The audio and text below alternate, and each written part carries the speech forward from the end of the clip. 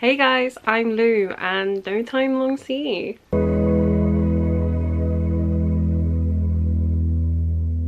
The last time I posted a video was on the 11th of May 2021, so a lot has happened between now and then.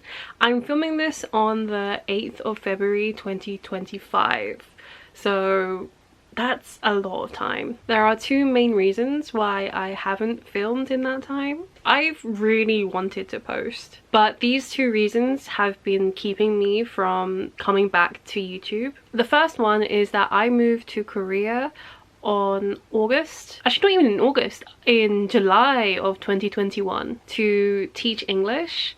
It was August when I started actually teaching. So on top of moving across the world, getting accustomed to a new culture, learning a new language, it was the first time that I was teaching and teaching elementary school students. It took me a good 6 months to get used to teaching, and even now some days I would sleep from like 7 p.m. to 7 a.m. I would come back exhausted, and I mean I still do, but I have grown a bit of a stamina. The second thing is that I really haven't been reading that many books. I went from reading 241 books in 2020, which I understand was peak COVID, and I feel like a lot of people read more books then than any other year. But even pre-COVID, I still read a lot of books. In 2019, I read 123 books. In 2018, I read 142 books. So I went from those numbers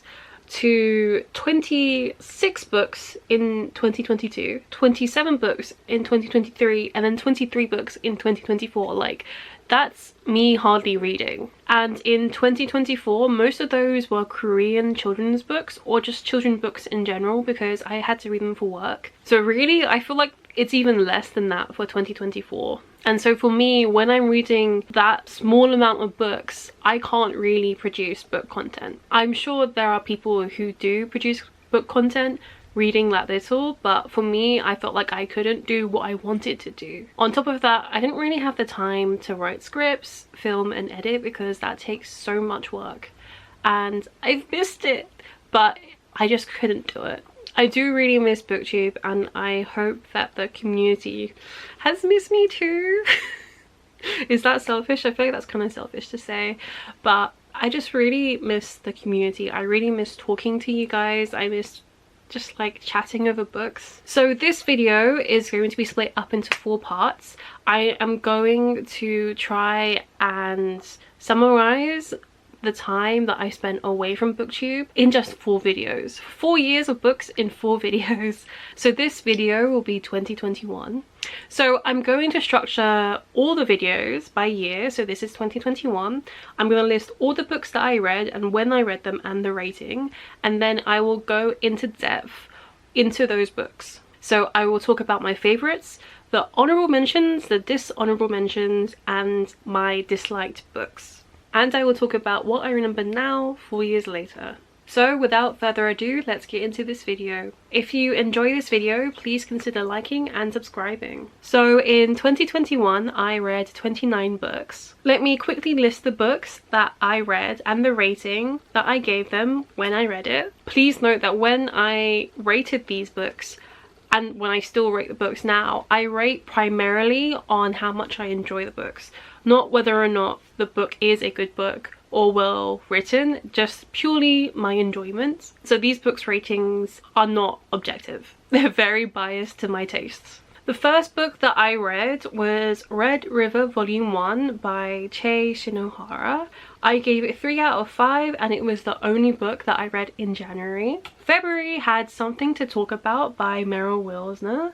That was 4 out of 5 stars. Aurora Rising by Amy Kaufman and Jay Kristoff, 4 out of 5 stars. Love in Focus Volume 2 and 3 by Yoko Norikiri, 4 out of 5 for both of them. And The Vegetarian for Han Gang, 3 out of 5 stars. Those were all the books that I read in February. March was a better reading month, starting with Dial A for Aunties by Jessie Q Satano, 5 out of 5 stars. There is a review of that book on my channel. Finley Donovan is killing it, 5 out of 5 stars. Aurora Burning by Amy Kaufman and Jay Kristoff, 4 out of 5 stars. Someday Someday by Emma Scott, 5 out of 5 stars. Bone Shard Daughter by Andrea Stewart, 3 out of 5 stars. Nowhere to Be Found by Sua Bei, 3 out of 5 stars. April, I only read 3 books. Grandmaster of Demonic Cultivation, the webtoon, 5 out of 5 stars. A Dark and Hollow Star by Ashley Shuttleworth, 4 out of 5 stars. A Tale of 1,000 Stars, 4 out of 5 stars. May, I only read 2 books. From Little Tokyo with Love by Sarah Kuhn, 5 out of 5 stars. There's also a review on my channel of that book.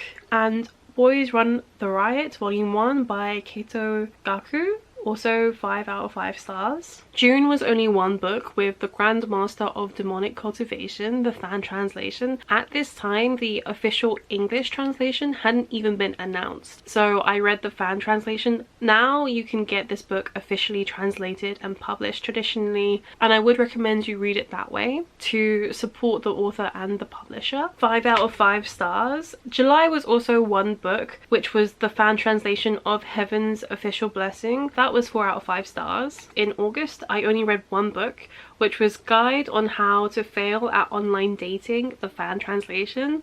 There is no official English translation for this book. And then I changed it up and read no books in September, which was honestly not surprising because that was my first month of teaching. But October I had to switch it up and I read 2 books. I read Cherry Magic, 30 Years of Virginity Can Make You a Wizard. You heard that right. I read volume 3 and that was 5 out of 5 stars. And I read The Heart Principle by Helen Huang, 4 out of 5 stars. November was a mid-month with 2 reads. The first one being Second First Impressions by Sally Thorne. That was 3 out of 5 stars. And The Woman in Cabin 10 by Ruth Ware, also 3 out of 5 stars. December and 2021 ended on 2 books read. A reread of Sorcery of Thorns by Margaret Rogerson, 5 out of 5 stars. And Watakai Love is Hard for Otaku Volume 5 by Fujita. That was also 5 out of 5 stars. That was a lot to take in, wasn't it? I'm sorry. Now I'm going to go into detail and talk about the books that I think it's worth you guys knowing. A lot of these books probably wouldn't stand the test of time or a reread, so take these ratings with a grain of salt. I would say I have 5 favorites from 2021, not including any rereads. So I'm not including Sorcery of Thorns in this because I did not find it in 2021. Any rereads are still favorites because I have to love a book in order to enjoy it at least another time, if not more. So my first favorite from 2021 is, not surprisingly, Dial A for Aunties by Jessie Q Satano. I mean, I made a whole video on this.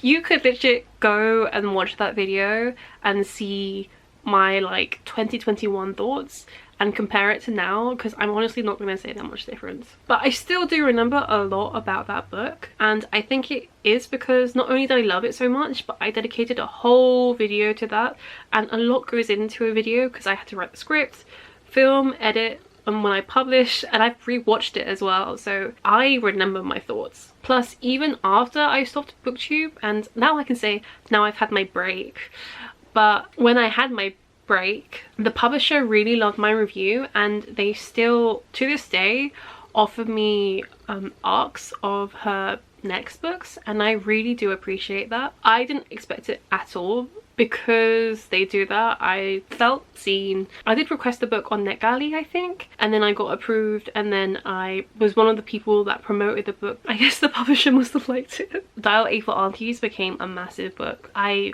always see it being mentioned because it is a masterpiece. Dial A for Aunties follows Medi. She's in the wedding business with her mother and her aunties. She goes on a blind date and accidentally kills him, as one does. In her panic, she calls up her mother and her aunties. They help her hide the body in the middle of the wedding that they are hosting. On top of that, her ex-boyfriend Nathan is the hotel manager of the place where she had the blind date and now committed murder, and is also where the wedding is happening. It is a testament to the writing that I remember what happened 4 years ago, and I do want to reread it. I remember the book being really funny, I remember relating to the characters a lot, and I remember being really invested in the story. I also am very intrigued to read the author's other works. My second favourite book is Finley Donovan is Killing It. The book follows Finley Donovan, a single mum of 2 children and a struggling writer. Whilst she's discussing her latest novel on the phone to her agent at lunch,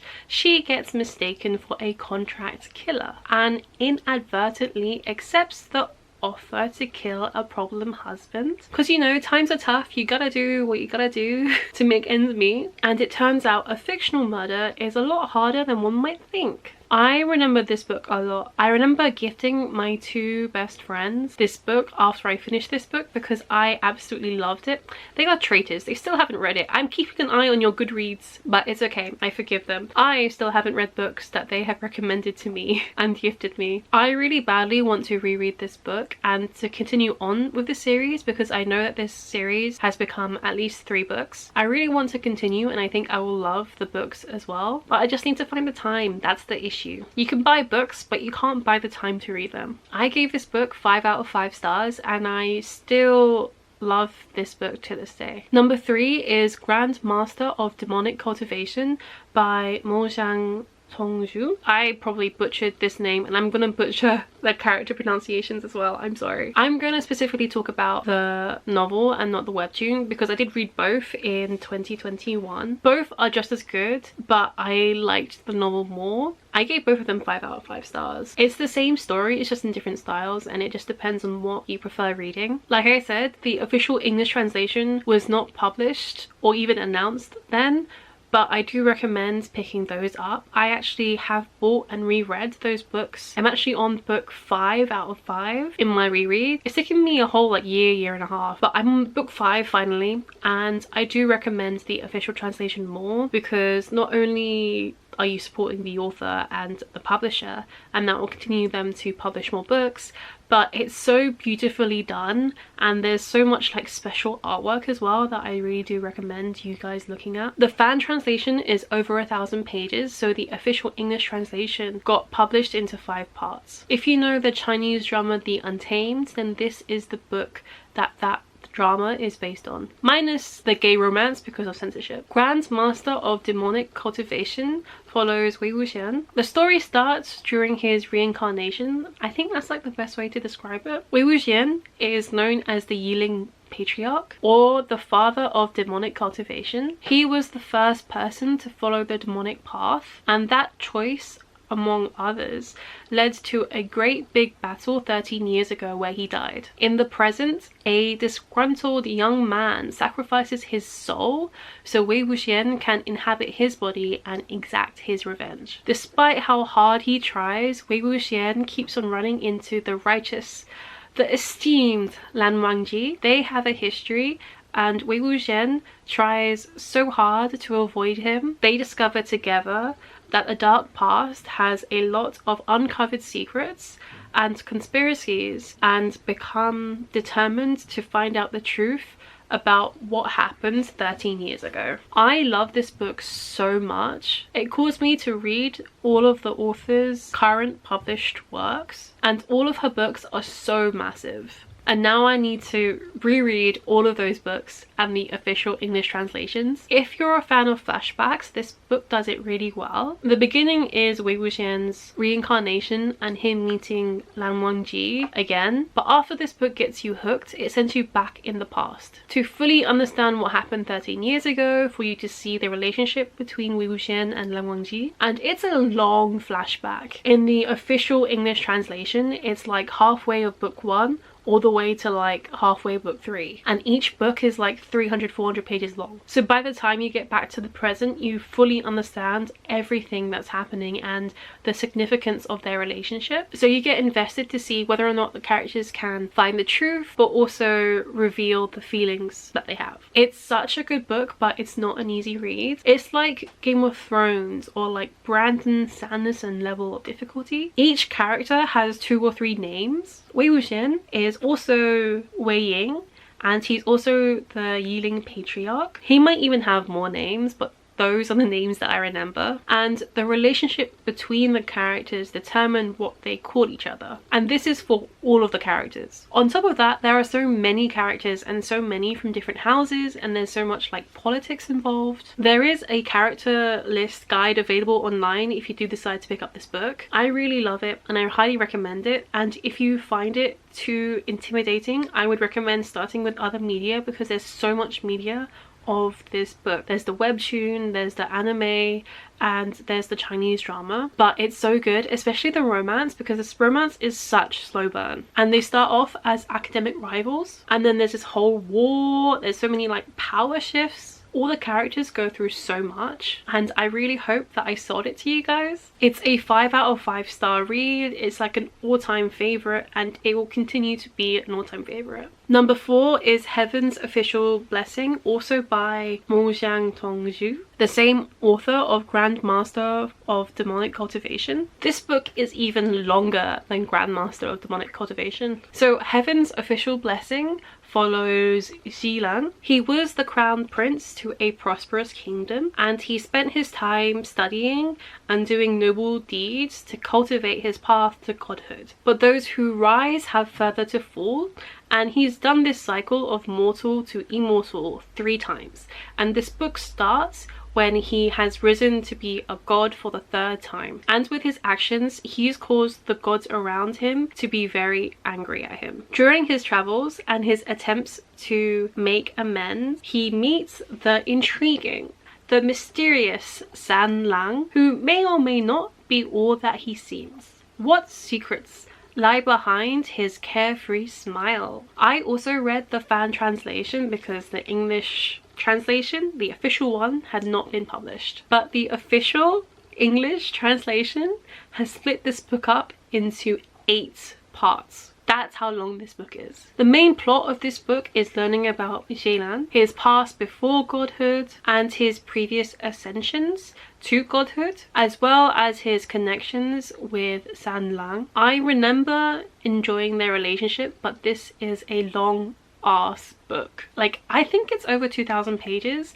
and it has the same level of difficulty, if not more, than Grandmaster of Demonic Cultivation, especially because there's no Chinese drama. There are webtoons and anime, but it hasn't got a Chinese drama. So if you want to test the waters before reading the book, I would recommend picking up one of those. I think the anime is on Netflix, depending on the country. I do want to reread the official English translation, but it's so long, and I don't know if I can commit to that, knowing that there are other books that I want to read, especially because I like this book less than Grandmaster of Demonic Cultivation, and it's taken me like a year and a half to read those 5 books. I think it would take me like 5 years to read Heaven's Official Blessing. Heaven's Official Blessing was 4 out of 5 stars. My last favorite is Aurora Rising and Aurora Burning by Amy Kaufman and Jay Kristoff. Aurora Rising is the start of a sci-fi fantasy trilogy that's set in space. I read this book on audiobook, and I would recommend that you guys do the same. It's very well produced. There's a cast of characters, and each one of them are voiced by really excellent narrators. You follow a squad of graduating space cadets. They are all outsiders, they're dregs. They are like seen as the lowest of the low, and no other squad wants them on their team. The squad rescues Aurora. She's a girl 2 centuries out of time and could become the cause to an intergalactic war. And the fate of the galaxy lies in the hands of this squad. I was really intrigued by this series because I absolutely loved the Illuminae files. They are one of my favorite series of all time. However, that series is better But this one is still good, and I still haven't finished this series. I don't know why, but this book, the audiobook at least, only has the rights available in the US, and so I can't buy this book on Audible UK, and so it would mean that I think I would have to try and buy this book on Audible US. I don't know if I can, and it's also available on Google Audiobooks, but it's like 40,000 won, which I think is slightly over £20. I think it's like maybe £23, which is a lot of money, because on Audible UK the most expensive book for me is £8. So that's like 3 times the cost of one audiobook. But it's a testament to the writing of the series that even now, 4 years later, I still want to read book 3, and I have been trying, just failing to buy book 3. I wonder if there's some drama behind that, because it's weird. Like, even on the UK library apps, they only have book 1 and book 2. I remember really liking the squad's chemistry, and I remember book 2 ending on a really big cliffhanger, but I don't really remember the specifics. I only remember that I enjoyed this book. So if I ever do get book 3, I need to reread book 1 and 2. And I gave both books in this series 4 out of 5 stars. For honourable mentions, I have 2. They are Guide on How to Fail at Online Dating, the fan translation, and Something to Talk About by Meryl Wilsner. Both of these books, I don't remember what really happens, but I remember my feelings. I remember really liking them, but I don't think I would reread them again, but I remember liking them. And I also think I would have put those books in like top books of 2021 video had I made that video back then. For my dishonorable mentions, i.e. books that I rated highly but I have completely forgotten about, are as follows. Someday Someday by Emma Scott, A Dark and Hollow Star by Ashley Shuttleworth, and The Heart Principle by Helen Huang. I completely forgot that I read The Heart Principle until I was writing the script to this video, but I gave all of these books 4 or 5 out of 5 stars. I didn't realise, but Helen Huang hasn't released a book since then. I really hope she is okay, and I hope she comes out with a book soon. Books I remember disliking are The Vegetarian by Han Gang and The Ravens by Cass Morgan and Danielle Page. I gave both of these books 3 out of 5 stars. I remember The Vegetarian really unnerving me. I read books for enjoyment, so my rating of this book was based on how much I enjoyed it versus how well this was written. This book was written well, I just didn't enjoy it, because I remember how unsettled it made me feel. I did not enjoy reading it, and I wouldn't recommend it, but I would recommend it to those who enjoy good writing. If you're a mood reader, it will kill your mood. And The Ravens is like witches in a Greek sorority story. It's contemporary fantasy with mystery thriller, but it reads like a really young YA bordering middle grade book. And I was expecting this book to be more mature. I remember seeing the twists from a mile away, and I looked at my review and I saw there was only one twist that I did not expect, and I think that was a really like small twist. So I got all of the big twists, and like with mysteries and thrillers, I enjoy a book more if I don't get those twists. I remember thinking that these twists, like I could see them from a mile away, and I constantly thought that they were red herrings, but they weren't. And so I was just like really disappointed in the fact that I could easily guess the plot of this book. For me, I think it was a case of the idea was better than the execution, and my expectations were just too high. And according to my review, I didn't feel a connection to the characters at all, and this was like a high stakes, like the characters were in danger. I just didn't care. Cass Morgan is also the author behind The 100, and I remember feeling the same when I was reading that. So maybe it's a fact of like Cass Morgan just isn't for me. And any other books that I have mentioned but not mentioned in detail just aren't really worth me mentioning. So that was 2021 wrapped up in one video. This was a lot of work in the making, and I hope you guys enjoyed it. And this video is only part 1. I have part 2, 3 and 4 for guess what years? 2022, 2023, 2024. That lines up very well. And then I will feel like I've actually come back to BookTube with my new content, because I've already read more books in 2025 than I have in these previous 4 years, and I am incredibly happy. And I know I didn't have to do the comeback and sum up my 2021 to 2024, but I just wanted to. So please stay tuned for parts 2, 3 and 4. If you like this video, please consider liking and subscribing, and I hope to see you guys again soon. Bye!